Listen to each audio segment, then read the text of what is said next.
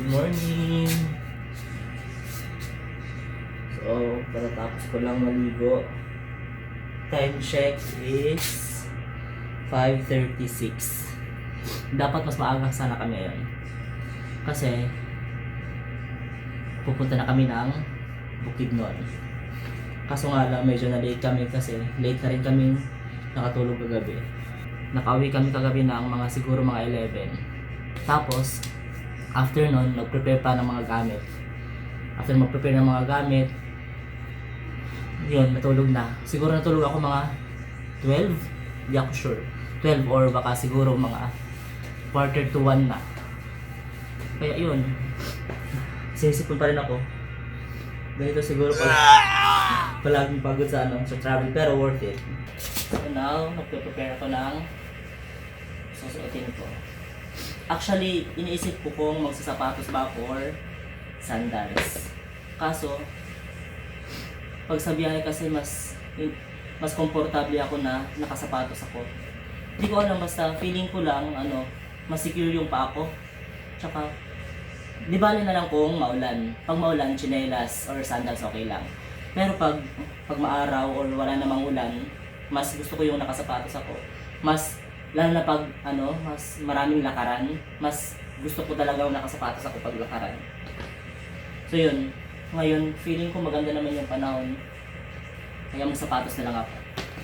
Actually nakatago na talaga yung sapatos ko. Kasi nakapag-design na ako kagabi na sandals ako. Ngayon ko lang naisip, sapatos na lang ako. Hindi naman siguro uulan. Tsaka bus din naman yung sasakyan. Bus din yung sasakyan namin. Sana lang makasakay kami.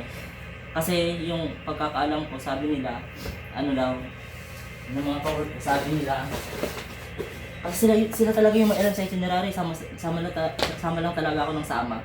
Yun, sabi nila, 1 trip lang daw papuntang Bukidnon. Tama ba? Tama? 1 trip lang papuntang Bukidnon. So pag malate kami, wala. Better luck next time. Pero sa sitwasyon namin, hindi kami pwedeng malate kasi wala nang next time. Sayang yung pera. Sayang yung panahon, yung oras. Sa mga nakakapanood ng video ko, baka sabihin, bakit nagtatagalog ako? Syempre, looking forward sa mga subscribers from Luzon, sa ibang lugar na Tagalog. Kahit wala pa akong subscribers ngayon, di ba? Okay lang yun.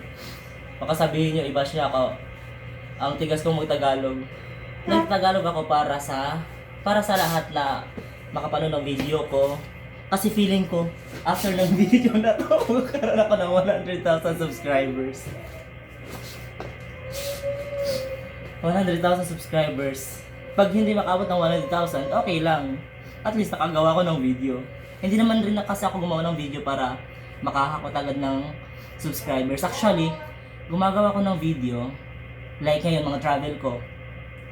Kasi for memory na rin. Para in the future, di ba, documented yung mga gala ko. Actually, marami na rin kasi ako naging gala. Hindi ko lang video. Maraming photos, pero hindi katulad ng video na parang, talaga, ano ba tawag doon? Yung parang, alam mo yung nangyari sa buong araw mo, yun. Pag photos kasi, di ba, may photo ka sa ganitong lugar, may photo ka sa ganitong lugar. Parang alam mo na napuntahan mo na yun, pero hindi katulad ng video na parang documented lahat ng nangyari sa buhay mo nung araw na yun, or yung buong travel mo. Kaya yun, yan din yung ginagawa ko ngayon. Parang nag-i-start na rin ako. Puso na rin naman yung vlogging. Di ba? Bakit naman hindi natin i-try? Siguro ngayon may na ako.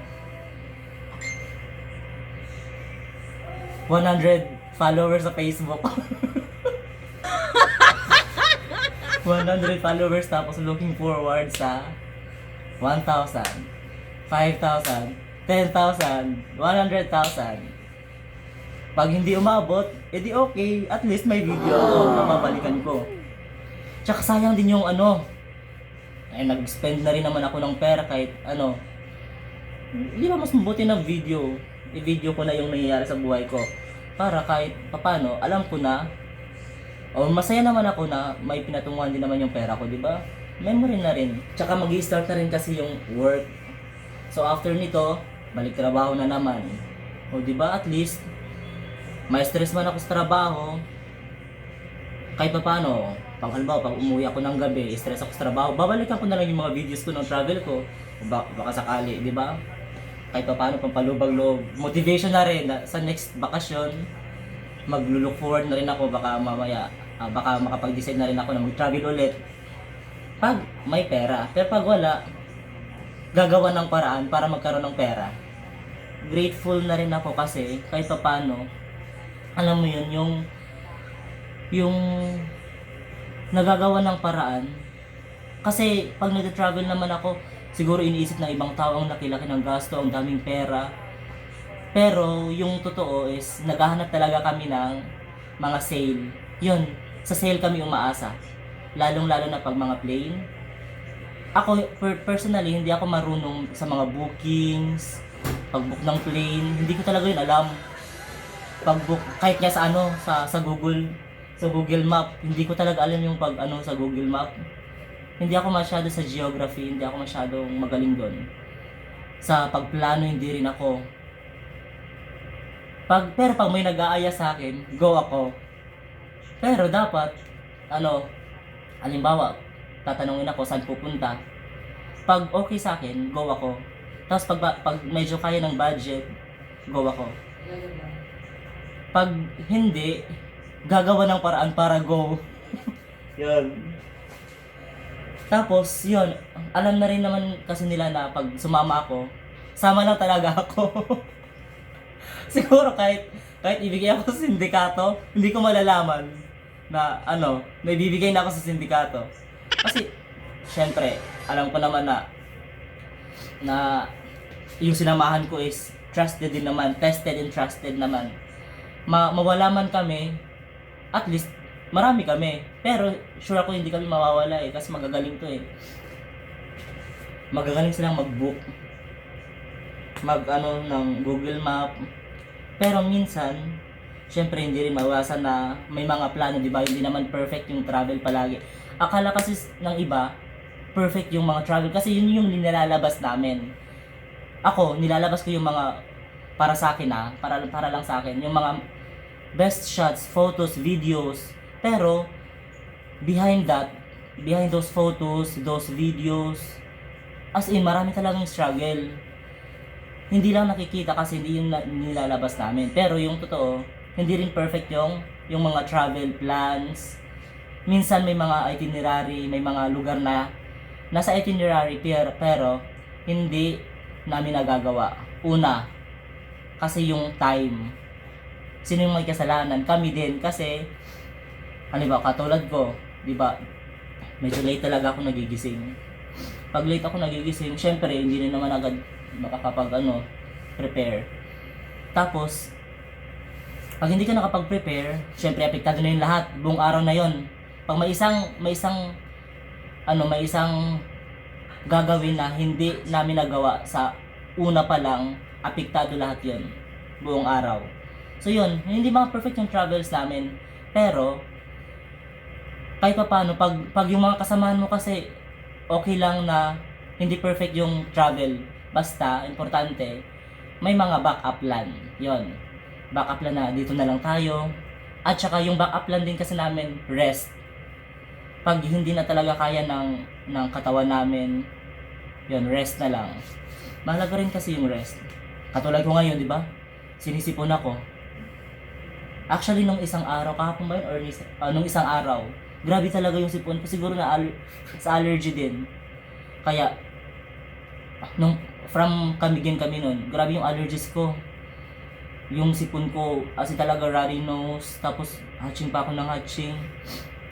Yun, hindi ko na talaga nakaya, sabi ko kailangan ko talaga uminom ng cetirizine. Buti na lang, bago kami sumakay ng barko, or ano bang tamang term? Sumakay or sumampa. Pag sumampa kasi feeling ko, yung mga nagtatrabaho sa barko yun na lang, bago kami sumakay ng barko, nakabili ako ng cetirizine. Nakainom ko ng cetirizine, after nun medyo nag-okay na rin. Pagdating namin hindi ko alam saan ba kami dumating. Saan tayo dumating? Di kita to abot. Sa tingin sa barko, kami din. Liluan? Balinguan. Yan, balinguan. Hindi ko rin yun alam, di ba? Sabi ko sa inyo, hindi ko talaga alam kung saan ako pupunta. Pag may mga lugar. Pag may mga lugar, tatanong lang ako sa kanila. Nasaan na tayo? Okay, sige. Pero ako yung walang alam sa pupuntahan namin, pero ako palagi yung maraming photos kasi ako talaga yung nagpapapicture. Sila, travel lang talaga yung ano nila, travel. Nagpapapicture din naman, pero ako talaga yung nagpapapicture kasi nga, feeling ko, tinatawa lang nila kasi sabi nila, grabe naman daw yung yung confidence. Eh, syempre, nasa lugar na ako eh. Ano mo gagawin ko? Di mag-take ng pictures. Huwag niyo ako kami iba siya. Sobrang gulo ng room namin. Siguro makakaintindi nito yung mga nagta-travel din. Kasi yung damit ko. Yung tayo. Di ba baliktad? The whole time na nagsasalita ako, baliktad yung damit ko. Tingin! Hindi ba nakaka-proud of transition? Ayan, okay na. Kasi hindi talaga wala yung ganyan na baliktad pa yung damit ko. Okay na. Outfit check. So guys, story time na lang yung nangyari na sa amin kagabi kasi nga 'di ba hindi na ako nakapag-video. So pumunta kami sa Robinsons. Dito sa CDO. Actually nandito pala kami sa CDO ngayon. So pumunta kami ng Robinsons kagabi. Kahapon ng umaga, may plan na talaga ako na bumili ng earbud. Kaso nga lang nakulangan kami ng oras. Tapos sale yung hinahanap ko, yung Samsung Galaxy Core Bud. Yun talaga yung hinahanap ko kasi sa Katarman meron din. Yun nga lang hindi naka-sale, naka-regular price. Eh ako, mostly ng mga binibili ko, pag hindi sale, hindi muna.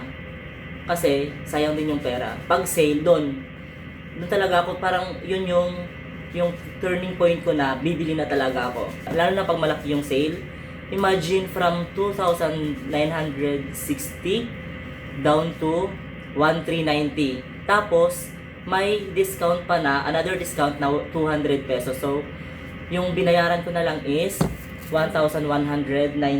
Diba, na binili ko kagabi. Diba? Sobrang mura. From, regular price, nag-sale sila. Diyan lang din kasi ako nakakita ng sale. Na ganitong sale talaga.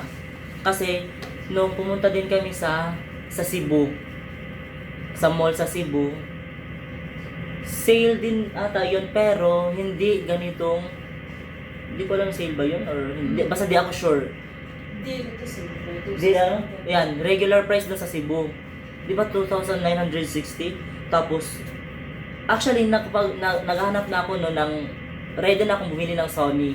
Yung Sony naman is 4K. Ay, sale siya pero quad lang. 2.6. O yan. Sony to. So that. Oo. Yun, yung Sony is from 4K, sale siya down to 2.6. Kaya, nung nakita ko to, 1,390 yon. Nakapag-decide talaga ako na bumili. Ito pa nga pala yung labas ng room namin. So ito, Cagayan de Oro. Nandito kami sa taas.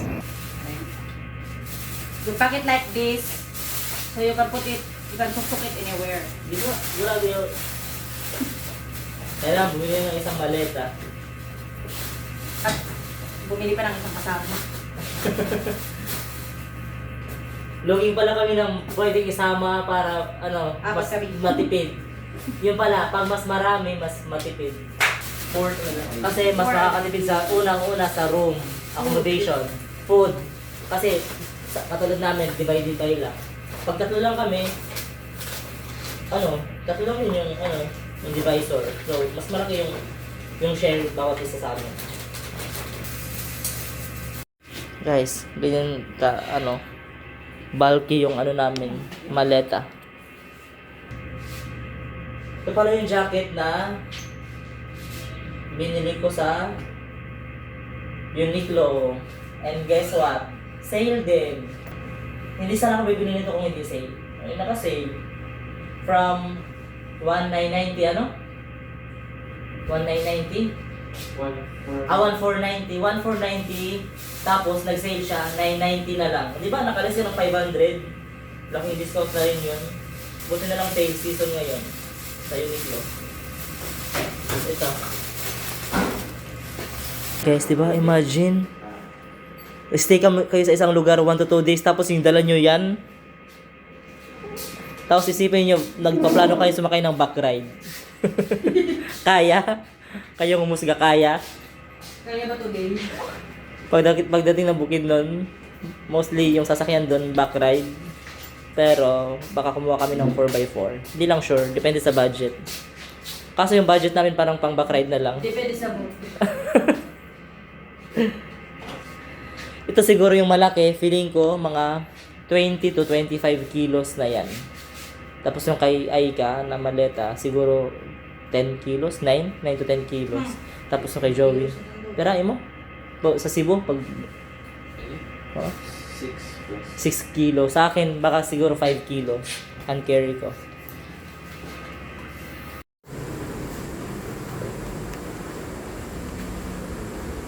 Check out.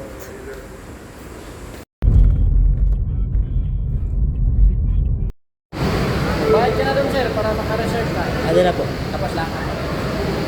So, dyan po kami magbubook ng sasakyan namin ng bus papuntang Dahilayan.